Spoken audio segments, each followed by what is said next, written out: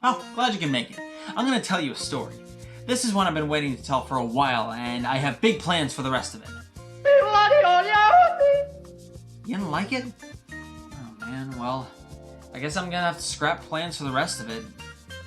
It wasn't really anything different, just essentially the story of the first one again, with a few changes here and there, and an occasional reference back to the original. Everyone loves a good franchise. Sometimes the world and characters of the first part have so much potential you want to see what more there is to offer. But the success of that franchise rides on not only the first installment having tons of potential for expansion, but also leaving a good impression with the audience. Like, have you ever had someone try to get you into a show and they're like, "No dude, it's so good. Like, the first 4 seasons are pretty bad, but after that, it gets really, really good." Chances are you didn't start it, right? Well, that can be the same with movies. If they didn't hook you with the first part, why would you continue on with the next? And Hollywood has learned this the hard way more often than you'd imagine, where a movie can't connect with any large-scale audience. So let's take a look at some would-be franchises and see what went wrong. Why don't we start off with a movie that aged like fine wine? That's right, The Lone Ranger. Made by Disney in 2013 and starring Johnny Depp and Armie Hammer, this was set to be one of Disney's continuing live-action franchises, akin to ones such as Pirates of the Caribbean. Wow, adapting a TV show from the 50s, that'll lasso on the kids, Disney. But hey, I mean, if Pirates can be based off a ride and become a massive franchise, this shouldn't be much different, right? Just stick Johnny Depp in the lead and you're good. Well, you have a movie, I suppose. But the cracks started to show when, after being greenlit with a $215 million budget, that number quickly escalated to well over $250 million. The movie fell behind schedule, partly due to numerous health and safety violations, one of which being that a crew member unfortunately died during prep for an underwater scene. So right out of the gate, the franchise was, to put it lightly, off to a rocky start, with obstacles being thrown in the way left, right, and center. And when the movie finally hit theaters in the summer of 2013, those obstacles turned into nails in the coffin. It opened in second place, making an abysmal $9 million, ending its theatrical run with only $89 million domestically and $260 million worldwide, which just barely covered its production budget alone. With marketing and other costs, the movie needed to make about $400 million to break even, so the potential sequels and future of the franchise was put on hold indefinitely. This was supposed to be one of Disney's flagship series, and even with a huge marketing budget and star power, it was just a movie that no one seemed interested in. I can definitely see what they were trying to do here on paper. An action-adventure western type series has crazy potential. And just like Pirates of the Caribbean, taking a genre that has mass appeal and is generally easy to market. But with all of its production woes, bad press, and overall reactions being summed up with, I don't think we'll ever see another article written about Tonto anytime soon. Speaking of Disney, my god are they good at this. The Lone Ranger was made around the time when Disney fully moved its efforts towards the franchises they're so heavily invested in now. You know, the money-printing ones. The two mainstays being Marvel and Star Wars. In 2012, George Lucas sold Star Wars to Disney for an estimated $4 billion. The first major thing they did with the brand was start making new films. They of course wanted to make a new trilogy of movies, being kicked off in 2015 with The Force Awakens, which was an enormous success, making over $2 billion at the box office, and still sits as the most successful film domestically. In between the 2-year wait for each movie in the sequel trilogy, there would be a spin-off movie of sorts. In 2016, they released Rogue One, which was a prequel to A New Hope. This movie has its fans. Can't say I'm one of them. Like, it's fine, don't get me wrong, but nothing happens for like 70% of it and has a very solid final act, which I think left such a lasting impact on people they're able to excuse its faults, which, trust me, there are plenty. Nevertheless, it was still a hit, making over $1 billion at the box office. Well, the following year saw the release of Episode 8, with another spin-off focusing on Han Solo releasing the year after the... Oh, wait. Only just 5 months? Yeah, so instead of waiting a full year to continue the annual release schedule, Disney thought it would be a great idea to just release Solo only 5 months after The Last Jedi. This was obviously influenced by the MCU, who were able to get like 1 to 3 movies out a year by that point, but there's a clear difference between why one franchise can work with that kind of model and another just can't. Star Wars, despite what some fans will claim, is a small-scale and intimate series. It has always been hyper-focused on connecting itself to characters we already know. Even when the franchise tries to show something different, it just can't help itself but to shoehorn in recognizable characters, whether or not it fits. While Marvel, on the other hand, is not as close-knit. Dozens of unexplored characters, which the public may or may not even be familiar with. People are more drawn to the Marvel brand because they know it's most likely going to be some dumb action-filled fun. With Star Wars, it's a bit more of a mixed bag. Not to say that it's like a deep, super diverse franchise, but most superhero films follow a formula which isn't often broken. They get their fair share of criticism for this, as superhero movies can often feel very samey, but regardless, it makes them safe and marketable. So when Star Wars builds its hype on anticipation for what's going to happen with this small group of characters, it may seem like overkill for one movie just a few months after another. People were used to waiting years in between films, which was part of the fun. Again, Solo was not a bad movie by any stretch of the imagination, but this is definitely the most junk food Star Wars had felt up until that point. Like, imagine if you just finished up dinner and someone gets you a dessert you weren't expecting. It tastes good, but you're not really hungry for it, and it overall just felt kind of pointless to eat. This has led Disney to seemingly put all spin-off movies on hold and are now focusing on shows on Disney Plus and potential theatrical releases down the line. But despite what I said about superhero movies earlier, it doesn't automatically equal a franchise working. And there's no more of a shining example of this than the Green Lantern. Back in 2011, the whole superhero cinematic universe thing wasn't quite ironed out yet, so the thought of building multi-character franchises was still considered super risky. So they would create franchises off of one character and then potentially build off that later, which in 2011 DC decided to take the plunge and make a Green Lantern movie. Yes, everyone's favorite, the Green Lantern. Now, to be fair, this actually does make sense. I mean, Iron Man was considered a B-list superhero when he got his first movie, so there's no reason it wouldn't work for one in a similar category.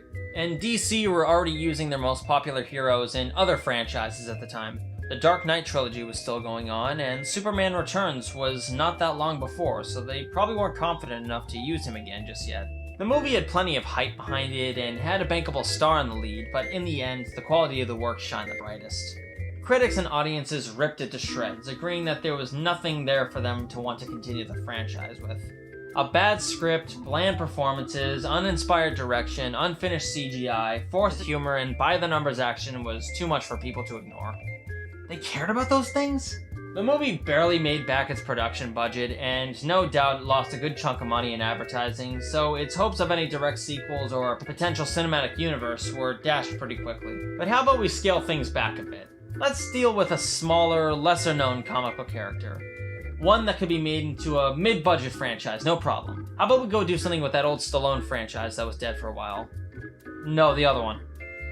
No, fuck, the other one. No, Judge Dredd, okay? Go make something with Judge Dredd. Judge Dredd was a movie that wasn't exactly regarded as a classic. It was more or less considered a failure when it came out, and the property was left dormant. Fast forward to 2012, Jesus, the franchise experiment was in full swing during this time. They decided to start making a series of Judge Dredd movies, starting with Dredd.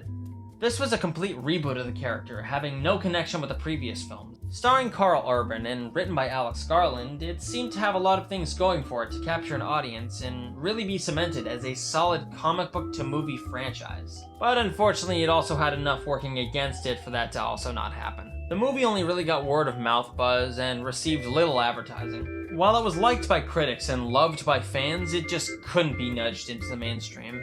Despite its budget being only $45 million, it wasn't even able to recoup that, opening in 5th place. Like, it got beat by the goddamn Finding Nemo re-release. The film has received a cult following over time and is now considered a modern classic.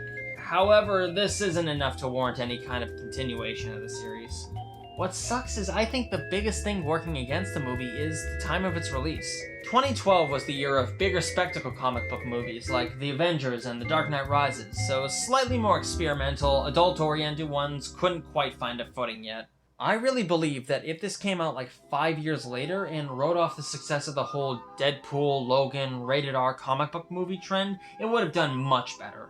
But despite this, I don't think there's enough momentum left for anything else to come out, save for a complete reboot.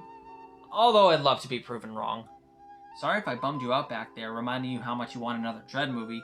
How about we go and revel in the failure of another franchise? One made by a studio that seemingly has a kink for this sort of thing. One by a movie that's about a decade old and no one really remembers. It's John Carter. You knew it was going to happen. It was John Carter. Produced by Disney and made in... The hell was going on with Hollywood in 2012? John Carter was once again Disney trying to establish a live-action franchise. this time based on the novel A Princess of Mars from nearly 100 years earlier. Disney had been working on and off trying to adapt the franchise since the 80s. Andrew Stanton, the director of movies like Finding Nemo and WALL-E, convinced Disney to go forward with the franchise with him in the director's chair. As he was in good graces with them, he was the main force getting the project made. However, things immediately started moving south when the production budget spinned way out of control, mainly due to the VFX costs and lengthy reshoots. Eventually, the budget had ballooned so much it was shaping to be one of the most expensive movies ever made. And topping that off with how the movie is considered to have one of, if not the worst marketing campaigns of all time, meant that it had an absolute uphill battle if it wanted to be a staple franchise for Disney.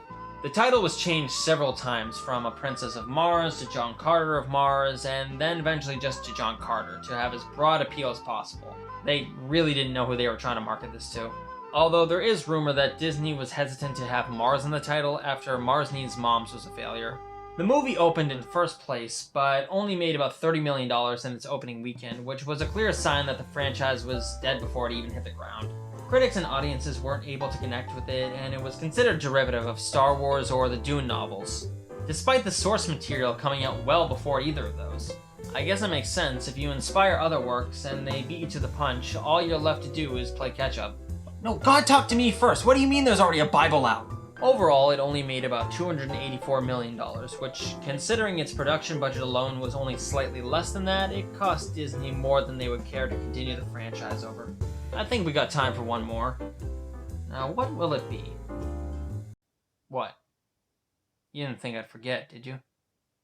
It's time for the Dark Universe, baby! Back in 2017, Universal felt left out of the whole cinematic universe trend. Disney had Star Wars and Marvel in full swing, and Warner Brothers had the DCEU still pretending like it was worth saving. So naturally they felt they needed to edge into this. But what do they have to make into a CU of some kind?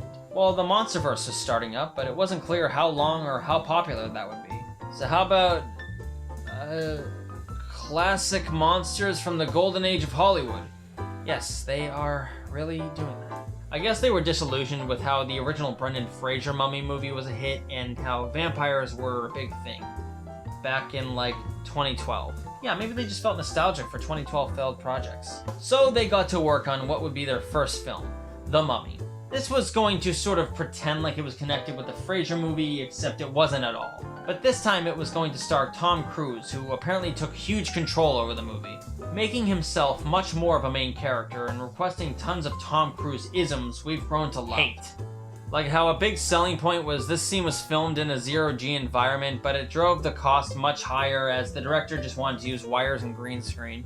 Overall, the movie, despite making a reasonable $410 million, didn't drum up the seed money Universal was hoping for to establish an entirely new cinematic universe. Plus, the critical and audience reception being at best lukewarm and at worst a lot of memes, Universal seemed to have pivoted towards licensing their characters for smaller, more intimate movies like The Invisible Man produced by Blumhouse back in 2020. Sadly, I don't think we'll ever get moments like this ever again. They were so confident in this working, they made a logo. They made a logo.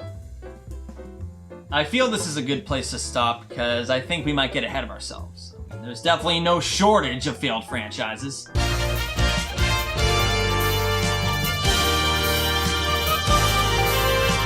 But I think this is a sobering reminder that Hollywood can make some very real and human mistakes. For every $1 billion they make on an Avengers movie, they blow another $1 billion on a few franchises they try to get off the ground. Deserved or not, it kind of makes you wish they could tailor-make franchises for what people actually want. Speaking of which, if there are any producers watching, I have a Noid spec script I think you would really enjoy. I can email it to you whenever you want. It does have potential to be an annual release, maybe even a Little Caesars spin-off series too.